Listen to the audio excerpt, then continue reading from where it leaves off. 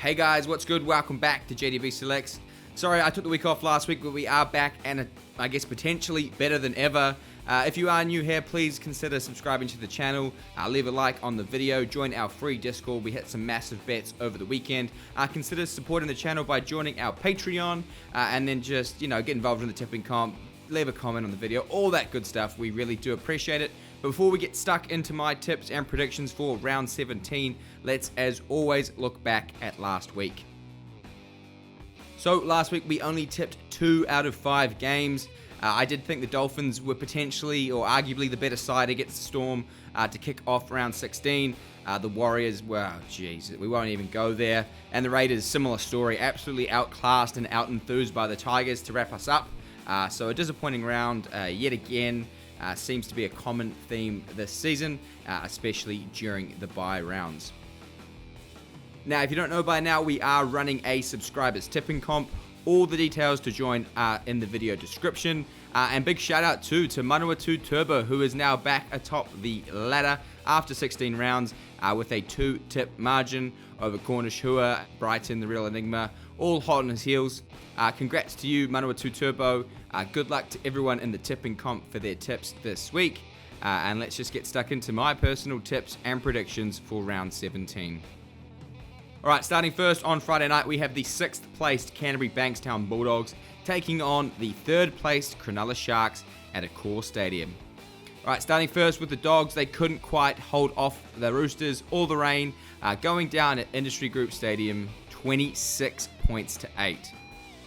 The Dogs, they just made too many errors and obviously very, very tough conditions, and they just didn't have the same class, I guess, to match the Roosters, especially in the halves. I thought the difference between the two sides was very clearly Sam Walker and Luke Keary's kicking game.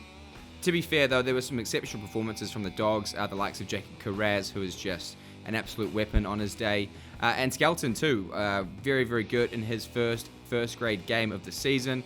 So certainly some good signs there from the Dogs, but just certainly not their best showing in tough conditions. In terms of teams list for the Dogs this week, Connor Tracy was KO'd late, so will be subject to that 11-day stand-down period. The Dogs, they also have quite a few players on the injury list as well. Jacob Preston is tipped to come back this week. Josh Addo-Carr, Bronson Cherry, all TBC with hamstring complaints. Liam Knight is also expected to return this week, while Kurt Mann still has one more week to serve on his suspension. And as for the Sharks almost produced a miraculous comeback against the Dolphins in round 15, but came up agonizingly short, 30 points to 28. Cronulla, they really just missed the jump in that game, and they were ambushed in the opening half for conceding, I think it was 22 points in about 24 minutes or something silly like that, before wrestling back momentum off the back of their bench for the 3rd week running, with the likes of Royce Hunt once again turning the game on its head. A really, really disappointing result for the Sharks, who are now on a bit of a slide. But again, it's origin period, it's bye-round footy, it is an absolute cluster. In terms of teams list for the Sharks this week, they have no players involved in Origin Game 2. So they will be full strength with both Nico Hines and Cam McInnes back in Sharks camp rather than with the Blues. Teague Wilton, though, he is the only player who is currently in doubt with injury as he tries to return from a shoulder complaint. Looking at the two sides head-to-head, the Sharks, they have won 12 of the last 14 games against Canterbury. That includes 6 straight. Cronulla, they've also won 3 of the last 4 games versus the Dogs at Accor Stadium. And speaking of Accor, the Dogs, they did lose their opening game at Accor this season, but since then they haven't lost, winning 5 straight at the venue. Oh, man, my word. A very, very interesting game to tip. You've got 2 very, very defensively responsive sides in 2024. But I am going to take the Sharks here by 1 to 12 points. I think they'll be a little bit fresher having come off the bye. And their forward pack is certainly on paper a lot stronger than that of Canterbury's. So I do think that they can really make an impact through the middle of the field. You got to give Canterbury a good consideration here, but personally I am going to take the Sharks 1 to 12. Alright, moving now to the first of 3 games on Saturday, starting first with the 13th placed NZ Warriors hosting the 7th placed Brisbane Broncos over here in Auckland at Go Media Stadium. Alright, starting first, unfortunately, with the bloody Warriors, who suffered one of their worst, arguably their worst, loss in club history, getting completely embarrassed by the Gold Coast Titans, 66 points to 6. I mean, there is nothing good to say about that performance. I think, given the circumstances, the amount of what was on the line for the Warriors was immense. You know, they're playing the bottom of the ladder, everything to play for, and they dish up a performance like that. I mean, dare I say it, put a line through the Warriors. In terms of teams lists for the Warriors, SJ pulled up with a bit of a hamstring complaint after that game, so is in doubt for this week. Dalen Watini-Zelezniak will return, though, from his one-game suspension, which will obviously see Ed Cossey drop out of the side. And, I mean, to be fair, I couldn't blame Andrew Webster if he wanted to make a few more changes as well. Because, my word, embarrassing. And as for the Broncos, they fell out of the top 8 after suffering their third consecutive loss. This time at the hands of the South Sydney Rabbitohs back in round 15, 22 points to 12. I mean, it was another really poor performance from the Broncos, finishing the game with just a 64% completion rate and making a whopping 18 errors. The Broncos, they certainly look, to me anyway, very tired and slow, obviously dealing with the pinch of the Origin period, coupled with the fact, you know, Adam Reynolds has been sidelined for a wee while now, and they've also been missing Walsh as well since Origin Game 1. But again, they really do need to find some form and fast, because similar to the Warriors, their season could quite easily slip away. Looking at the teams list for the Broncos, Jesse Arthurs is expected to return from a broken jaw this week. Reece Walsh, Pat Carrigan and Payne Haas are all involved in Origin Game 2 and will likely be rested due to the short turnaround and travel involved, but that is still obviously TBC.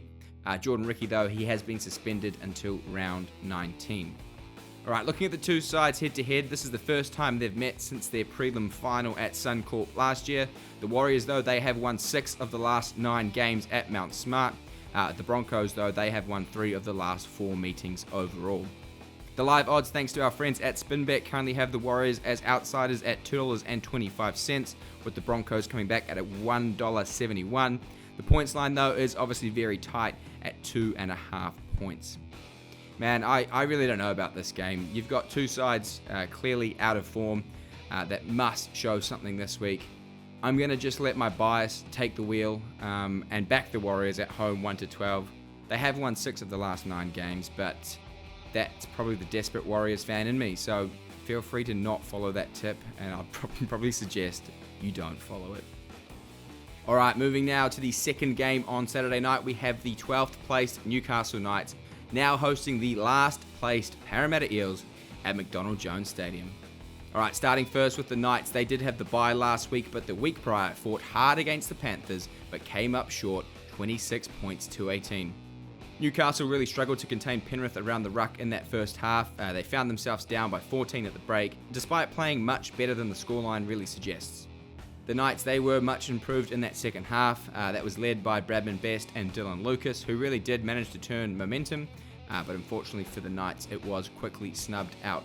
Now, in terms of teams list for Newcastle this week, Kai Pearce-Paul is currently the only player in doubt with a toe injury, so I am expecting a very similar 17 again this week.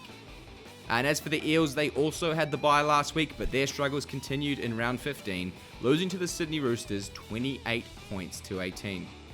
Parramatta were put under pressure in the third minute, playing with a man down, and did concede 2 tries. Obviously a far from ideal start, but they did get their own back in that second 40 when Jared Waerea-Hargreaves was sin binned for the Roosters. I thought Mitchell Moses was good, but probably slightly overplayed his hand, and they certainly looked like a better side when Dylan Brown was more involved. I do think it could have easily been a different game without both of the sin bins, but it is what it is now. And in terms of teams list for Parramatta, Kalma Tuolangi was suspended for 5 weeks for that dangerous tackle on Lindsay Collins. Jermaine Hopgood missed Origin Game 2 with a back injury, which will likely keep him out for Parramatta 2. And Mike Acevo, though, he is expected to return this week from a hamstring niggle. Looking at the two sides head-to-head, the Eels, they have won 6 straight against the Knights. Newcastle, though, they have won their last 3 Saturday games at home versus the Eels. Another super tight game here with the live odds currently at $1.83 in favour of the Knights, with the Eels coming back at $2.05. Another very, very short line currently at only 1.5 points.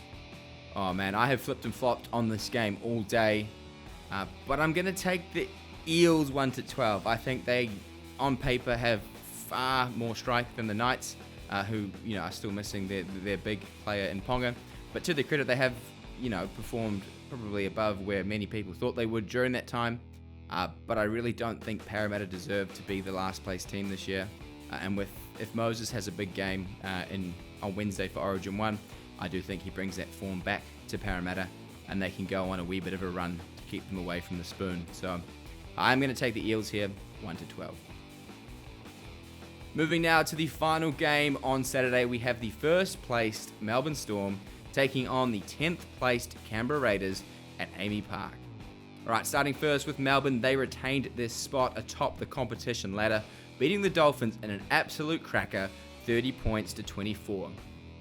Personally, I thought Melbourne did struggle to make meters, and they produced a majority of their points from their own end or on the counter-attack, coupled with a few, calls or bounces of the ball going their way.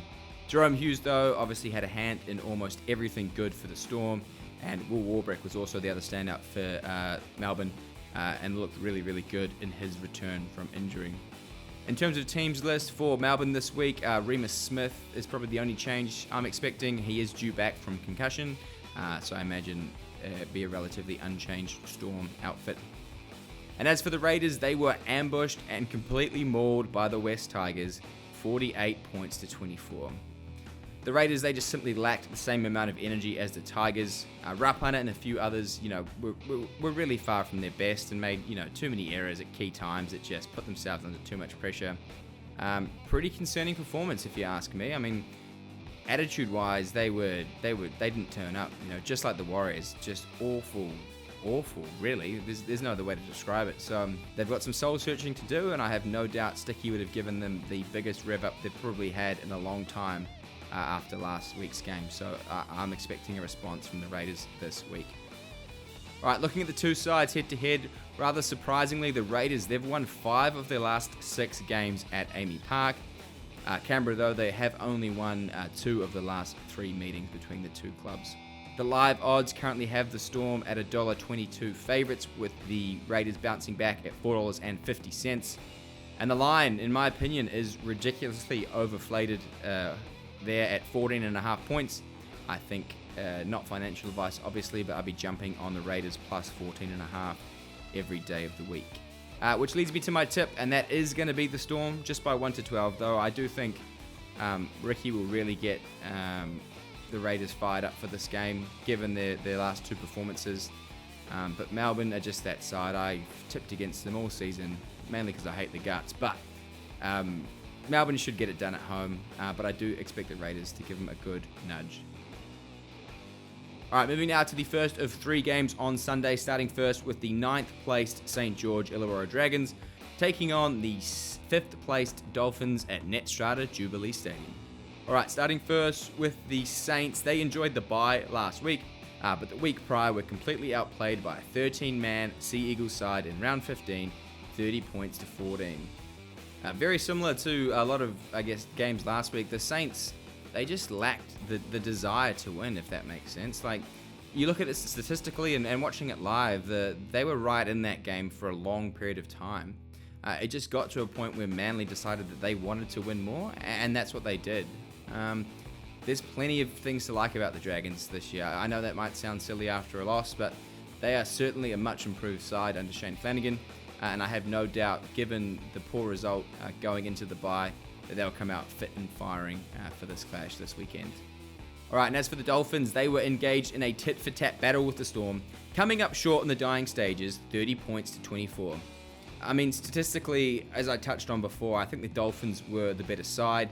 I think they had something like 53% of possession, a better completion rate, more run meters, tackle breaks, line breaks, all the rest. But they just conceded quite a few long-range tries during transition periods. They obviously were caught a bit off guard, I think, with some of the Storm's line breaks. But apart from that, I really like the Dolphins. I really do. I mean, Trey Fuller, the fact that Trey Fuller is a fill-in from New South Wales Cup is ridiculous. That man needs to be playing first grade somewhere. Jermaine Osako, his form has just been incredible since he's joined the Dolphins. Really, really strong performance again from the likes of Cody Nikarima and Isaiah Katoa. And even Pangai Jr. I thought Pangai Jr. was great off the bench. Really, really made an impact, ran with a lot of passion and venom. So yeah, very excited for things to come for the Dolphins. I think they can count themselves a wee bit unlucky against the Storm. In terms of teams list for the Finns, Jack Bostock, he was knocked out early against Melbourne, and so obviously be subject to the 11-day stand-down period. Alright, looking at the two sides head-to-head, they did meet earlier this year where the Dolphins piled on 38 points and held the Dragons scoreless. Another good stat in this new rivalry is that the home side has won each of the 3 games between the two sides so far. The live odds, again, really, really close game this week with the Dolphins slight favourites at $1.87 and the Dragons coming back at $2 even and the points line being 1.5 as we speak.